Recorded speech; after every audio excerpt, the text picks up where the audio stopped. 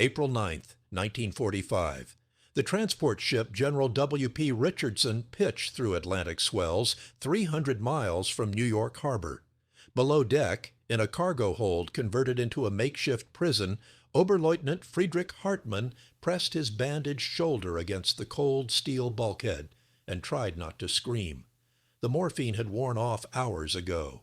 He was 26 years old, and he was certain he would die before morning. The wound had come 6 weeks earlier, during the collapse near Remagen. A piece of American shrapnel, jagged the size of a man's thumb, had torn through his left shoulder during the artillery barrage that preceded the bridge's capture.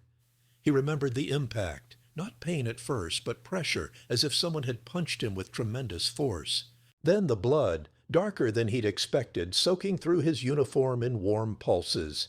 His sergeant had dragged him into a cellar. For 3 days, Friedrich drifted in and out of consciousness while the Wehrmacht disintegrated around them. The wound festered.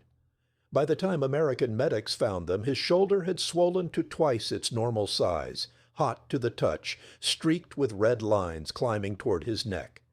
The American field surgeon, a captain whose name Friedrich never learned, had examined him briefly, shaken his head, and tagged him for transport.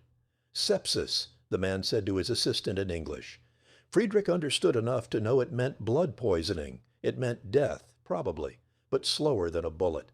They'd given him sulfa powder, wrapped the wound, and loaded him onto a truck heading west with other prisoners too injured or sick to march. Now, 6 weeks later, crossing an ocean he'd only seen on maps in his father's study in Hamburg, Friedrich catalogued the ways he would die. The wound would kill him, that much seemed certain. Or perhaps the ship would sink. U-boats still prowled these waters, though the Kriegsmarine was as shattered as everything else. Or the Americans would simply let him die. Why waste resources on an enemy officer? Why treat a man who'd spent 4 years fighting to destroy everything they represented? Around him in the darkness, other wounded men breathed in ragged rhythms. Some moaned, some prayed. Most simply endured in silence, as they'd been trained to do. Friedrich had stopped praying somewhere over France. God, he'd decided, had abandoned Europe to its fate. The ship's engines changed pitch. Above, boots hammered across metal decking, voices shouted in English, sharp, efficient commands that carried through the bulkheads. Friedrich felt the vessel slow, heard the shriek of gulls. Land. America. The enemy's homeland, untouched by bombs, unbroken by war. He wondered distantly what it would look like. His last clear thought before unconsciousness claimed him again was this: at least I'll see it before I die. What Friedrich Hartmann could not know, pressed against that cold bulkhead in the ship's hold, was that he was one of 380,000 German prisoners of war who would pass through the United States between 1943 and 1946. The number itself was staggering, more than the entire population of cities like Cincinnati or Milwaukee. These men represented every branch of the Wehrmacht: infantrymen captured in North Africa, U-boat crews pulled from the Atlantic, Luftwaffe pilots shot down over France, officers taken during the final collapse of the Reich. They ranged from teenage conscripts to decorated generals, from fanatical believers in National Socialism to disillusioned professionals who'd watched their country devour itself. The American decision to transport so many prisoners across the Atlantic was as much practical as political. Britain, struggling under the weight of its own prisoner population and facing severe resource constraints, had requested help. The United States, with its vast territory and untouched infrastructure, could absorb hundreds of thousands of POWs far from the fighting. More importantly, American leaders saw an opportunity. These prisoners, properly managed and exposed to American democracy in action, might become ambassadors for a different Germany, one that could rise from the ashes of National Socialism. The Geneva Convention of 1929, which both the United States and Germany had signed, established clear standards for prisoner treatment: adequate food, shelter, and medical care, protection from public curiosity and humiliation, fair treatment regardless of rank, the right to correspond with family, to receive packages, to practice religion. Officers were not to be compelled to work. Enlisted men could be employed in non-military labor for compensation. On paper, these were simple requirements. In practice, for a nation fighting total war against an enemy that had committed unspeakable atrocities, maintaining these standards required extraordinary discipline. The first German POWs had arrived in the summer of 1943, officers from the Afrika Korps, tanned and defiant, still wearing the dust of Tunisia on their boots. By 1944, the flow had become a flood. Normandy, the Bulge, the Rhine crossings, each battle produced thousands of prisoners. By war's end, camps dotted the American landscape from Texas to Michigan, from California to Massachusetts. Most housed between 1,000 and 3,000 prisoners. A few, like Camp Alva in Oklahoma or Camp McCain in Mississippi, held upwards of 5,000. For the Wehrmacht officers and men who made this journey, expectations were shaped by their own experience and Nazi propaganda. They had seen the Eastern Front, where German forces had implemented policies of systematic starvation and extermination. They had heard stories, some true, many exaggerated, of Soviet treatment of German prisoners. American propaganda broadcasts, which they'd been taught to dismiss as lies, spoke of decent treatment and abundant food. But why would the enemy, whose cities they'd bombed, whose soldiers they'd killed, show mercy? Friedrich Hartmann's expectations formed during 4 years of war service were grimmer than most. He expected overcrowded camps with inadequate shelter. He expected near starvation rations, perhaps supplemented by whatever could be scavenged or stolen. He expected brutal treatment from guards seeking revenge for fallen comrades. He expected, above all, that wounded prisoners would receive minimal care, enough to prevent epidemics, perhaps, but nothing more. In total war, why waste valuable medical resources on enemy combatants? He was wrong about everything. Friedrich regained consciousness in stages. First came awareness of light, not the dim oil lamp glow of field hospitals or the darkness of the ship's hold, but bright, clean electric light flooding down from fixtures in a white ceiling. Then sound. English voices, calm and professional, discussing surgical procedures. Antiseptic smell, sharp and chemical, overlaying something else, coffee improbably, freshly brewed. Finally, sensation in his body, the absence of pain in his shoulder, replaced by a distant cushioned numbness. He tried to turn his head. The movement triggered a wave of dizziness, but also brought into view his surroundings. He lay in a hospital bed, an actual bed, with clean white sheets and a thin blanket. To his left and right, other beds held other patients, some in American uniform, some in the tattered remnants of Wehrmacht gray. A nurse moved between them, checking charts, adjusting IV drips. She was young, perhaps 25, with her hair pinned up beneath a white cap. She worked with the same efficient competence Friedrich had seen in German military hospitals, but her face showed no signs of the exhaustion that had marked every medical worker he'd encountered in Europe. "You're awake." The voice came from his right. An American doctor, Friedrich could tell from the white coat and captain's insignia, stood beside his bed, reviewing a clipboard. The man was perhaps 40, with graying hair and the kind of steady, assessing gaze Friedrich associated with competent professionals. "How's your pain level?" 1 to 10. Friedrich tried to speak. His throat was dry, his English rusty. "I do not understand." The doctor switched to German, accented but clear. "Your pain. How bad is it?" Not bad. This was true. Whatever they'd given him was working. "Good. We operated 6 hours ago." The doctor pulled up a chair, sat down at eye level. "The infection was advanced. Sepsis, significant tissue damage. We removed the shrapnel fragment, debrided the necrotic tissue, and administered penicillin. You'll need to stay on antibiotics for at least 2 weeks, but barring complications, you should make a full recovery." Friedrich stared at him. The words made sense individually, but their collective meaning seemed impossible. "You operated? On me?" "Yes.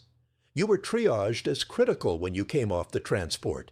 We got you into surgery within 2 hours of arrival. But I am—" Friedrich struggled to find the right German words. "I am a prisoner, enemy." The doctor's expression didn't change. "You're a patient. The Hippocratic Oath doesn't recognize nationality." He made a note on his clipboard.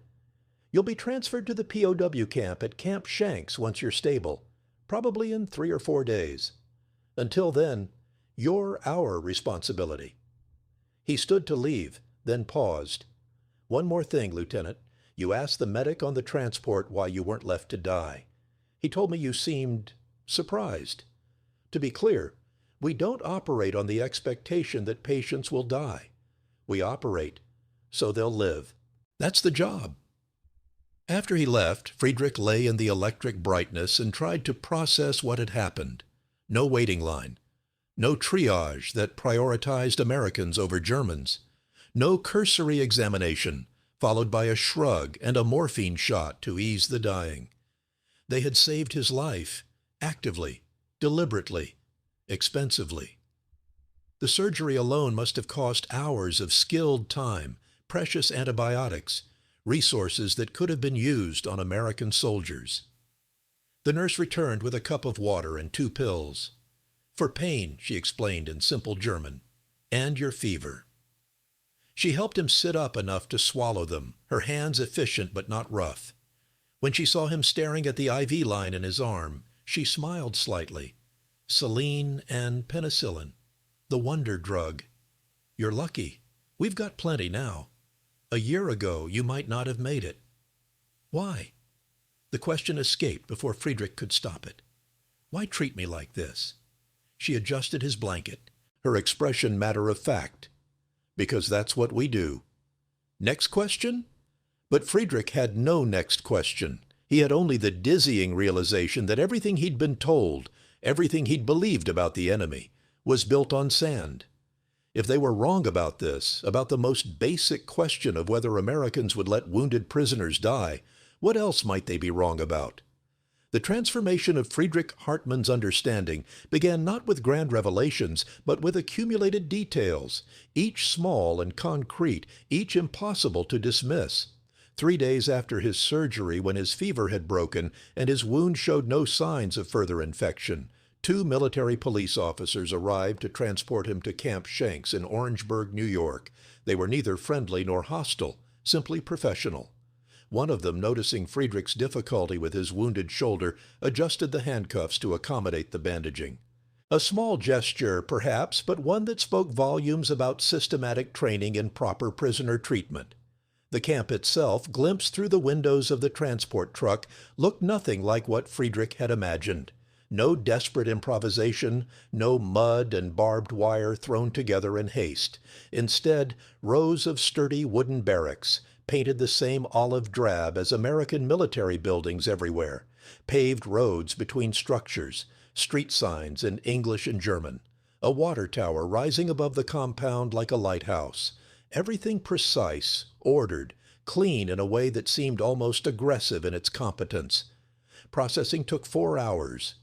At each station, medical examination, delousing, uniform exchange, documentation, the American staff worked through their checklists with mechanical efficiency. Friedrich received a complete physical exam, vaccinations, a dental inspection. His personal effects, itemized and stored, would be returned when he was released. He was issued new clothing, trousers, shirts, underwear, socks, all in reasonable condition with POW stenciled on the back of the jacket. A jacket, Friedrich noted, that was lined for winter. Someone had thought ahead about the weather. The barracks he was assigned to housed 48 men in double-deck bunks. Each prisoner had a metal locker for personal items, a chair, and space marked out on the floor. The building had electric lights, a coal-burning stove for heat, and windows, actual glass windows, that opened for ventilation. At one end, a day room contained tables, chairs, and shelves for books. The toilet facilities in a separate building featured flush toilets and hot showers. Friedrich's bunkmate was a Feldwebel named Klaus Zimmermann, captured at the same time near Remagen. Klaus was 32, a veteran of Poland, France, and Russia, who'd survived by keeping his head down and his opinions to himself. He'd been at Camp Shanks for 2 weeks and had developed the veteran prisoner's knowledge of how things worked. "First thing you need to understand," Klaus said that first evening, keeping his voice low as they lay in their bunks after lights out, "is that this place runs on rules. American rules. They follow them like scripture. As long as you follow them too, nobody bothers you. And if you don't, solitary confinement, extra work details, loss of privileges. Klaus shifted in his bunk. But here's the thing, the rules aren't crazy, they're reasonable.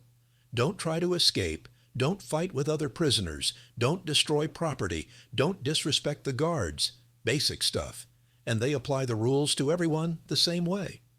Officers, enlisted, doesn't matter. Break the rule, face the consequence. This concept, consistent, predictable application of regulations, was itself revolutionary to men trained in a system where rules meant whatever the man with the higher rank decided they meant. What about the guards? Friedrich asked. Professional. Some of them fought in Europe. You can tell by the way they look at us. But they don't take it out on us. There was one guy, a couple months ago, who kept harassing prisoners, making threats, that sort of thing. Lasted maybe 3 days before his commanding officer transferred him out. Klaus paused. They want to follow the Geneva Convention, not because they like us, because it's policy. Over the following days, Friedrich discovered that Klaus's assessment was accurate. The camp operated according to principles that were codified, systematic, and, most strikingly, transparent. A copy of the Geneva Convention, translated into German, was posted in each barracks. Prisoners could file complaints through their elected camp spokesman to the American commander. Medical care was available on request. Mail service, though censored, was reliable. Religious services were held for Catholics, Protestants, and even the handful of Jewish prisoners who'd been forcibly conscripted into the Wehrmacht. The food was what shattered Friedrich's remaining assumptions most completely. Breakfast on his first full day at the camp. Scrambled powdered eggs, bacon, bread with butter, coffee with sugar, and canned fruit. The portions weren't generous, but they were adequate, around 3,000 calories per day, in line with Geneva Convention requirements. More importantly, the food was regular and predictable. No searching for scraps, no gnawing hunger. No watching comrades grow skeletal while officers hoarded rations. At his table in the mess hall, long wooden tables seating 12 men each, Friedrich ate in silence while others around him talked. 2 younger soldiers captured in the Ardennes complained about the coffee being too weak. An Obergefreiter who'd been at the camp for 6 months told them to shut up and eat. "You want weak coffee?" he said. "Try what we were getting in France last winter. Ersatz made from acorns and sawdust. This is actual coffee." "It's American coffee," one of the younger men protested. "So?" The question hung in the air, unanswered. So what if it was American coffee? So what if the bacon came from Iowa farms and the bread from Kansas wheat? Ideology couldn't nourish a body. Propaganda didn't prevent starvation. The food was real, it was sufficient, and it arrived 3 times a day with mechanical regularity. Friedrich's shoulder healed cleanly over the next 6 weeks, a process he documented through the camp's medical clinic visits. Each week, an American doctor or nurse examined the wound, checked for infection, and changed the dressing. The scar tissue formed properly. The range of motion returned gradually. By mid-June, Friedrich could raise his arm above his head without pain, a minor miracle considering how close he'd come to losing the limb entirely. But physical healing was straightforward compared to the psychological adjustment required. Every day brought new evidence that contradicted the worldview Friedrich had carried to America. The evidence accumulated like snowfall, each flake small and light, the total weight eventually crushing. Item: the camp library held over 2,000 books in German, novels, technical manuals, history texts, even some philosophy. Prisoners could check out books freely. No censorship of apolitical content, no restriction on reading time. Item: recreation facilities included volleyball courts, a soccer field, and equipment for various sports. Tournaments were organized. Americans provided referees when prisoners couldn't agree on calls.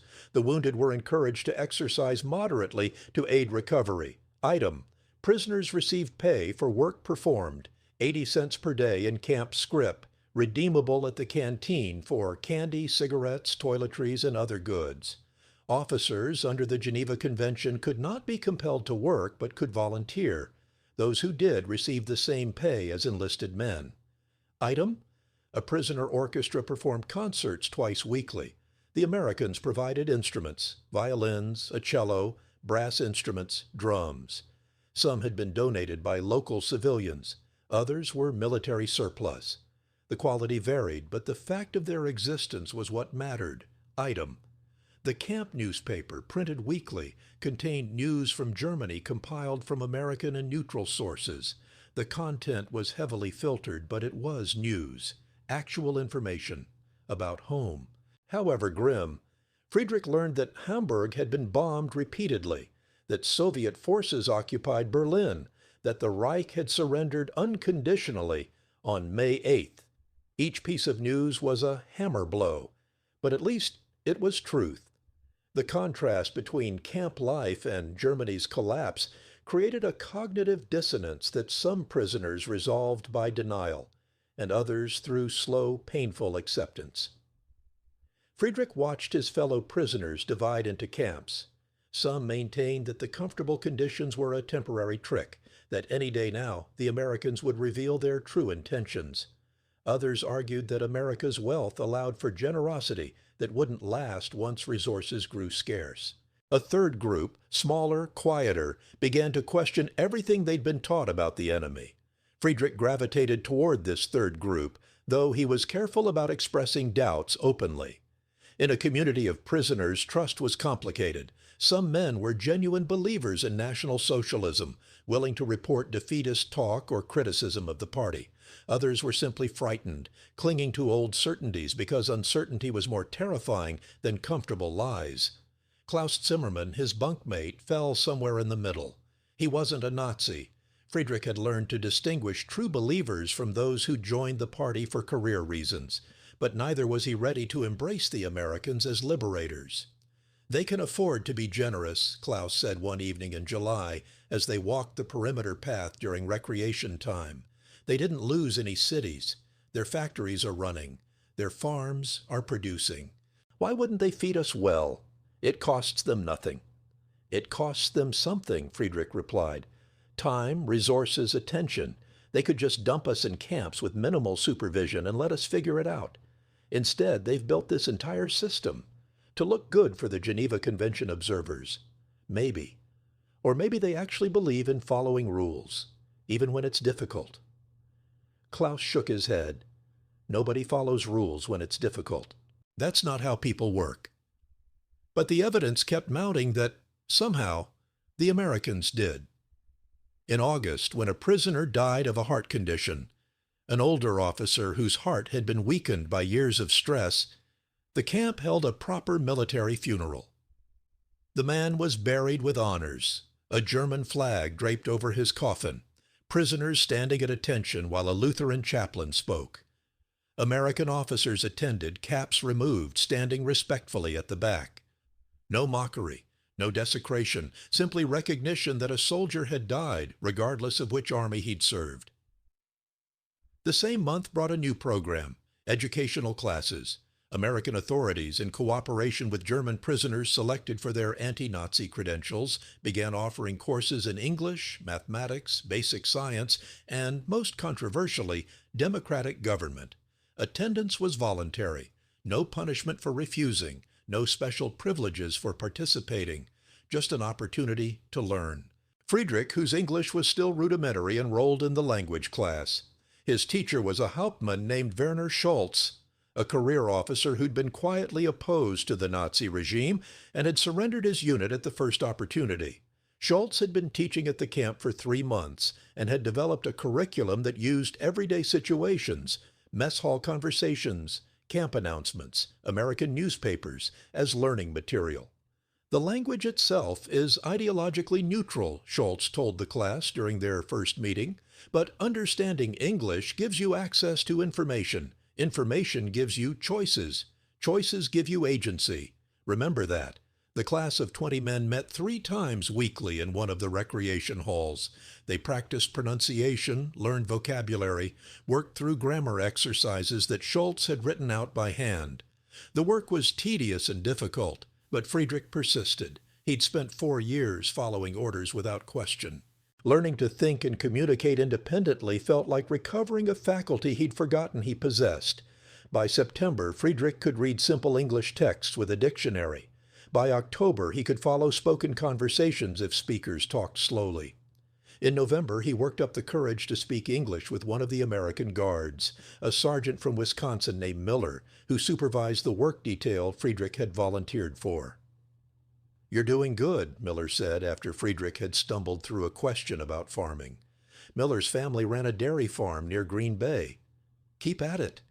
You'll be fluent before you know it." "Why do you help?" Friedrich asked. "Teach me, I mean. I am enemy." Miller considered this while they watched other prisoners loading boxes of canned goods onto a truck. "War's over," he said finally. "You're not my enemy anymore. You're just a guy trying to get by." He lit a cigarette, offered one to Friedrich, who declined. "Plus, I figure we're all going home eventually. Better if we understand each other, right?" This casual assumption that peace was permanent, that former enemies could simply move forward, struck Friedrich as almost naively optimistic. But then Miller came from a country that had never been invaded, never seen its cities reduced to rubble, never experienced the complete collapse of social order. Of course he could be optimistic. His world hadn't ended, except Friedrich's world had ended, and somehow he was still alive, still functioning, still learning. The questions this raised were enormous and troubling. If Germany had been so comprehensively defeated, what did that mean about everything they'd fought for? If the Americans could treat prisoners with such systematic decency, what did that mean about the ideology that had painted them as culturally inferior plutocrats? If democracy could produce the kind of ordered prosperity visible even in a prison camp, what did that mean about the authoritarian alternative Friedrich's generation had embraced? The re-education program, that was the official term, though it was rarely used openly, began in earnest during Friedrich's 6th month at Camp Shanks. The Americans had been cautious about implementing it, aware that heavy-handed propaganda would provoke resistance. Instead, they started with information. Documentaries, newsreels, magazines, newspapers, material that showed American industrial capacity, democratic processes, civilian life continuing uninterrupted by war. The first documentary screening, held in the camp's recreation hall in late October, drew perhaps 100 prisoners out of curiosity and boredom. Friedrich attended with Klaus, both of them skeptical. The film opened with footage of American cities, New York, Chicago, San Francisco, filmed from aircraft. The scale was staggering: miles of buildings, highways thick with automobiles, harbors crowded with ships, factories belching smoke from hundreds of stacks. No bomb damage, no ruins, no signs of privation or struggle. "Propaganda," Klaus whispered. "They're showing us the best parts." But then the film shifted to smaller cities, then towns, then farms, always the same theme: abundance, organization, normalcy. Grocery stores with shelves full of goods, schools with children playing in yards, churches, parks, libraries, hospitals. The camera work was professional but not obviously manipulative. No bombastic music, no narrator insisting on American superiority. Just images, letting viewers draw their own conclusions. When the lights came up, the prisoners filed out mostly in silence. Friedrich overheard fragments of conversation, some dismissive, others thoughtful. Many simply confused. How could a country at war look so untouched? How could civilian life continue with such apparent normalcy while men died overseas? The cognitive dissonance was profound. More screenings followed weekly. Some showed American combat footage, respectful toward American soldiers but not gratuitously glorifying warfare. Others showed technological achievements: the Manhattan Project's atomic bombs, mass production techniques in aircraft factories, medical advances like penicillin production. One documentary, which drew considerable debate, showed the liberation of concentration camps: Buchenwald, Dachau, Bergen-Belsen. Friedrich attended that screening in late November. He'd heard rumors about camps, whispers that circulated among soldiers who'd served in Poland or the East, stories quickly shut down by officers or party members. But whispers weren't evidence, and evidence could be dismissed as enemy propaganda. Film footage was harder to dismiss. The images were clinical, deliberate. damning. Mountains of corpses. Living skeletons staring at cameras with empty eyes. Gas chambers disguised as showers. Crematoria. Documentation, lists, charts, orders, all bearing official German stamps and signatures. American soldiers, clearly shocked and nauseated, trying to provide aid to survivors. Allied officers forcing local German civilians to tour the camps, to witness what had been done in their name. When the lights came up, nobody spoke. Men filed out slowly, faces blank or twisted with emotion. Friedrich sat in his seat, unable to move. Beside him, Klaus was crying, not sobbing, just tears running down his face unchecked. "I didn't know," Klaus whispered. "I swear to God I didn't know." "None of us knew," someone said from behind them. Friedrich recognized the voice. Otto Brenner, a lieutenant who'd commanded an infantry company on the Eastern Front. Or we didn't want to know. Same thing, maybe. The concentration camp footage divided the prisoner community more sharply than anything else. Some men insisted the films were fabrications or exaggerations. Others admitted the camps were real but claimed they had been exceptional, operated by criminals who didn't represent Germany. A third group, gradually growing, accepted that the camps were real, systematic, and represented something fundamentally wrong with the regime they'd served. Friedrich fell into this third category, though acceptance came slowly and painfully. He'd spent 4 years believing he was defending Germany against its enemies, fighting for something meaningful, even if he didn't entirely agree with party ideology. Now he faced the possibility that his service had been in support of something monstrous. The psychological weight was crushing. The Americans, to their credit, didn't push prisoners toward specific conclusions. They presented evidence and let it work on men's consciences.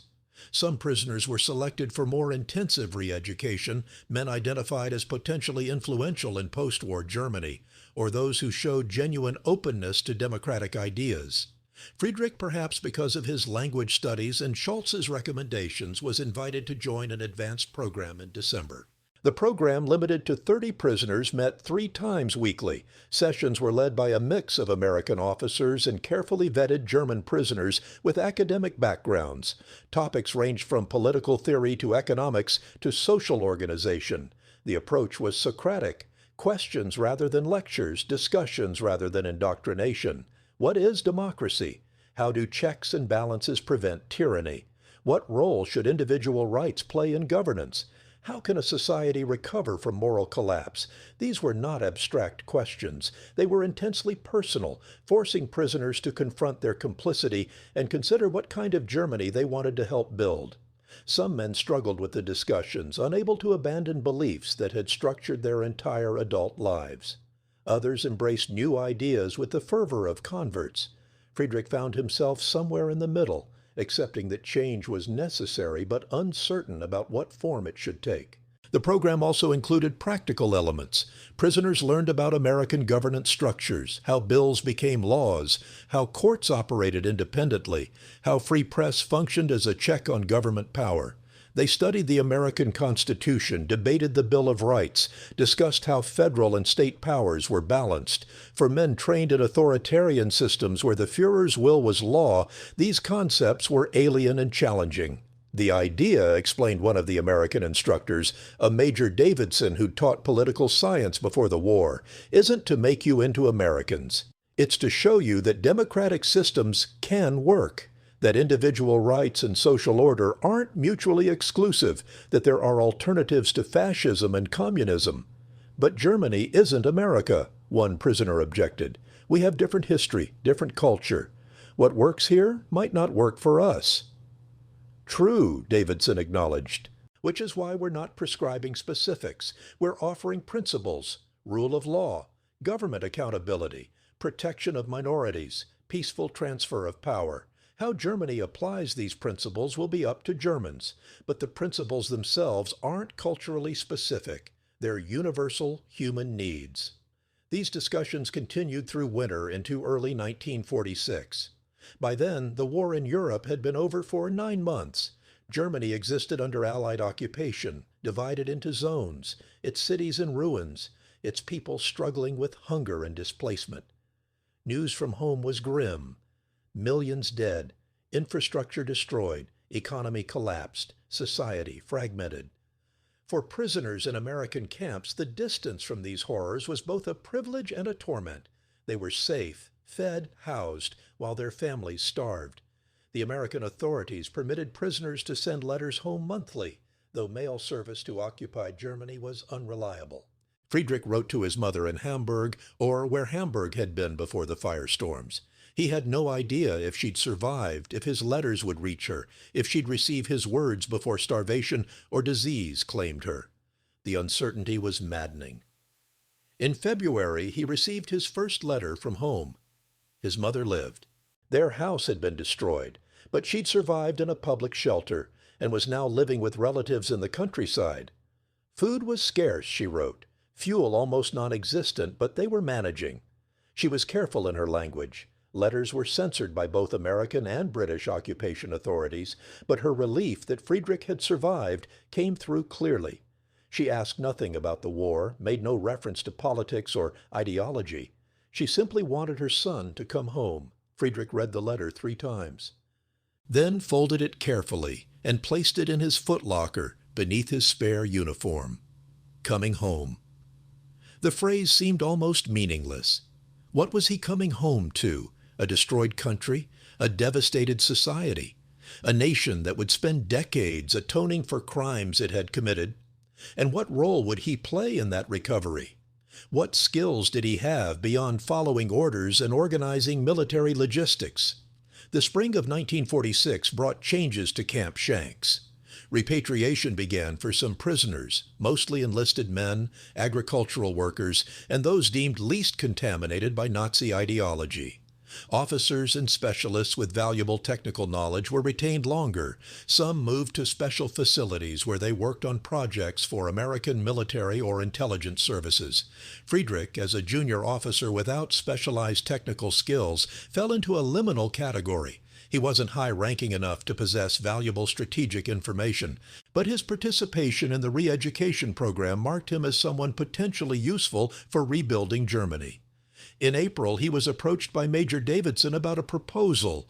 "We're establishing a training program," Davidson explained during a private meeting. "Select German POWs will work with our occupation authorities to help rebuild civil administration, teaching democratic processes, helping organize local governments, that sort of thing. It's voluntary, and it means staying in the U.S. longer, probably until mid-1947. But it would give you skills and credentials that might be valuable when you do return home." Friedrich considered. Staying longer meant more time away from his mother, from Germany, from whatever remained of the life he'd known. But returning now meant going back with nothing but a scarred shoulder and bitter knowledge. At least here he could learn, could try to transform himself into something useful for whatever Germany might become. "I'll do it," he said. The training program moved Friedrich and 20 other selected prisoners to a smaller facility in Pennsylvania. The curriculum was intensive: civil administration, democratic governance, conflict resolution, economic planning, social services organization. The instructors were a mix of military personnel, academics, and experienced administrators. Classes ran 6 hours daily, 6 days weekly. The work was exhausting and demanding, but it gave Friedrich something he'd lacked since his capture: purpose. Between classes, prisoners discussed what they were learning, debated applications, imagined futures. What would democracy look like in Germany? How could a nation so thoroughly shattered rebuild itself? How could people learn to think as free citizens rather than obedient subjects? These questions had no easy answers, but the process of wrestling with them was transformative. By summer, Friedrich could think and speak fluently about governance structures, civil rights, economic systems.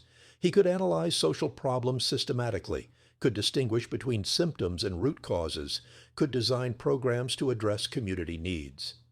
None of this would make him a leader. He didn't have the personality or ambition for that.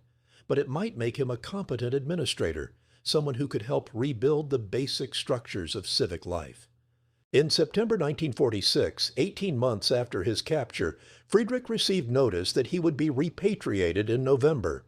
The news brought mixed emotions: relief at finally going home, Anxiety about what he would find there, uncertainty about his ability to apply what he'd learned.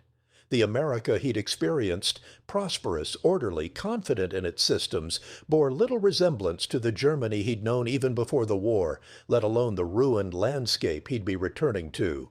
His last weeks in America passed quickly. Final classes, final discussions, final preparations.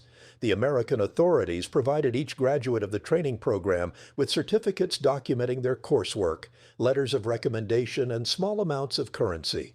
Not much, but more than most returning POWs would have. On November 12th, Friedrich and 40 other prisoners boarded a transport ship in New York Harbor. The vessel was crowded but adequate, nothing like the desperate conditions of the voyage that had brought him to America. As the ship pulled away from the dock, Friedrich stood at the rail and watched the city recede.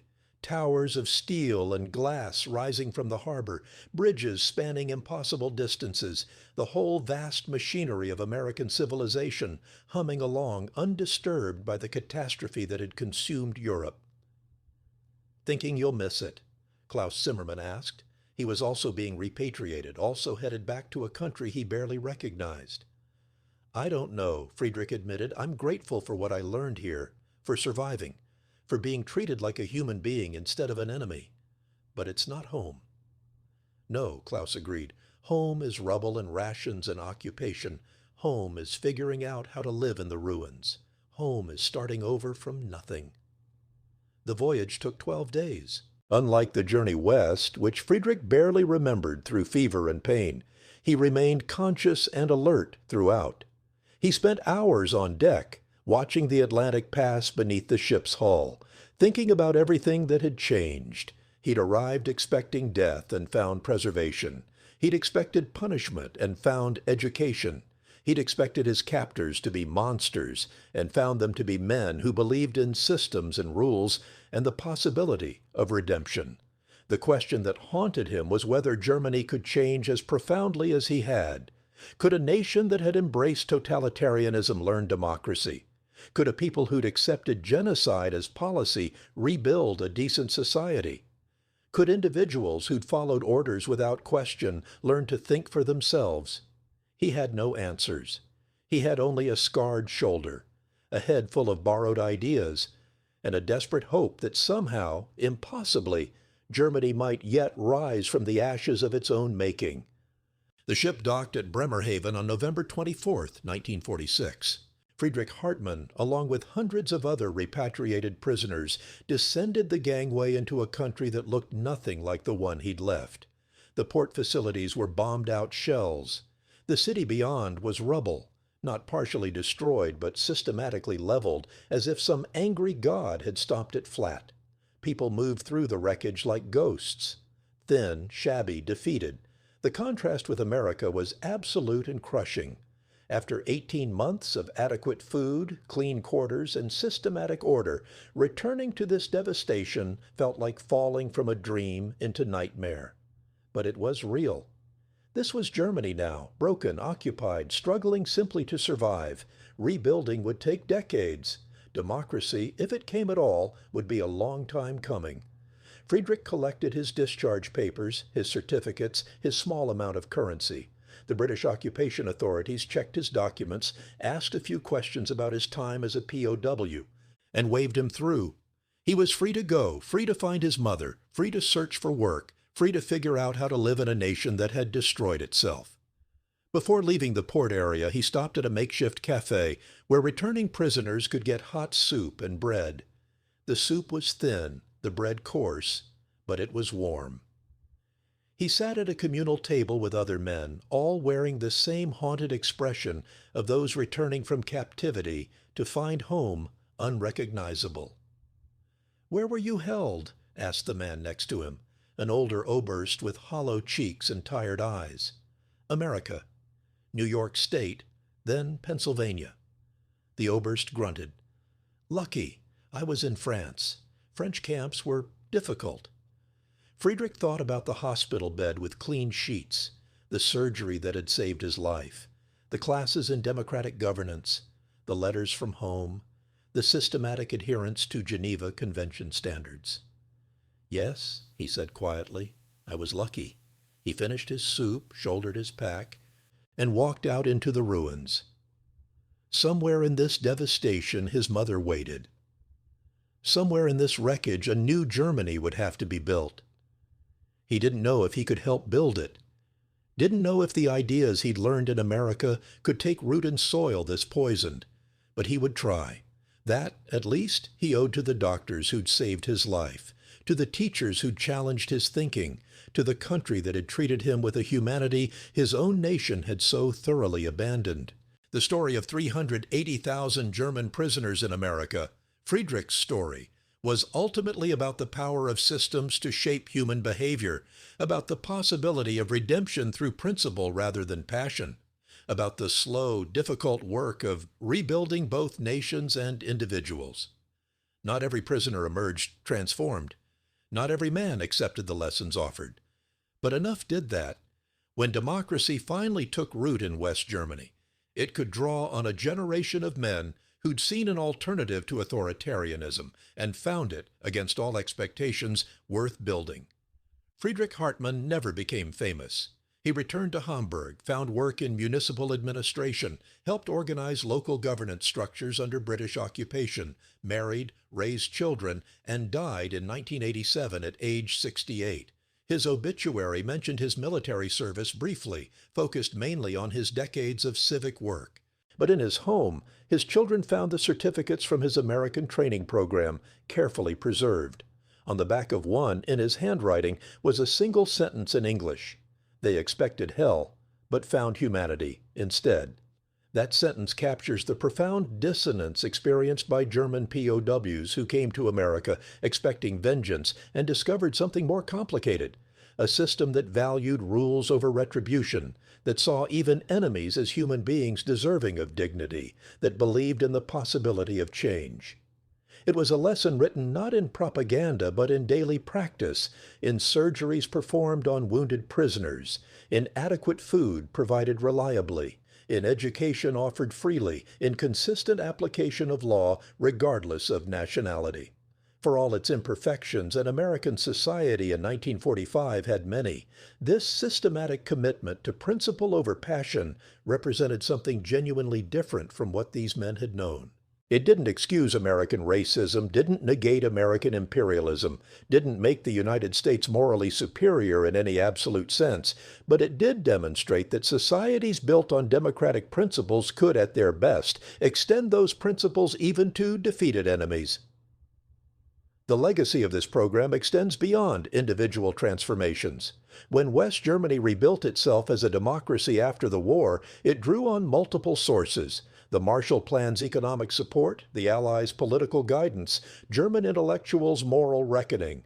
But it also drew on hundreds of thousands of ordinary men who'd experienced democratic systems firsthand as prisoners, who'd seen that order and freedom weren't contradictions, who'd learned that societies could function without authoritarianism. Not every prisoner became a Democrat. Not every returnee applied his experiences constructively.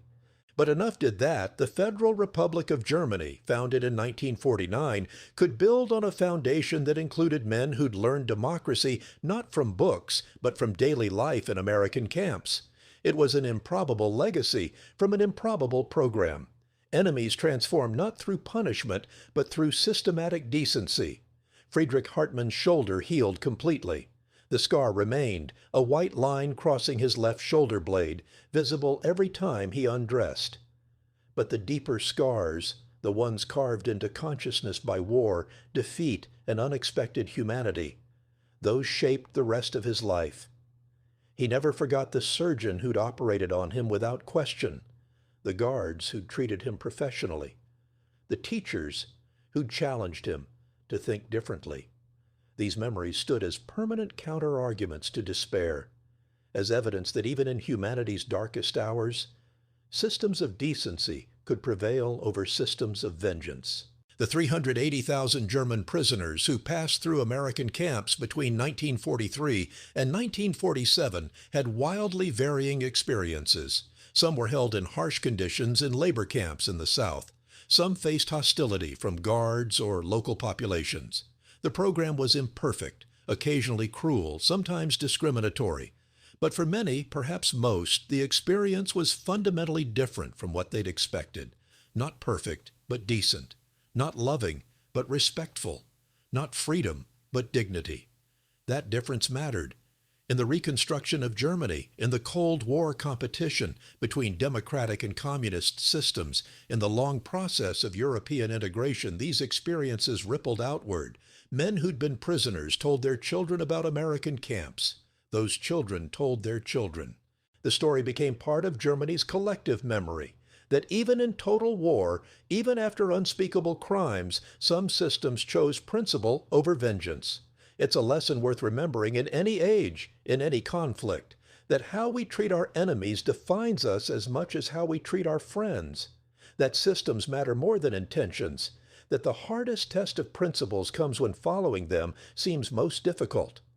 The German prisoners who expected hell and found something closer to humanity instead learned this lesson not through preaching but through practice. Some carried it forward, some ignored it. But for those who listened, it changed everything.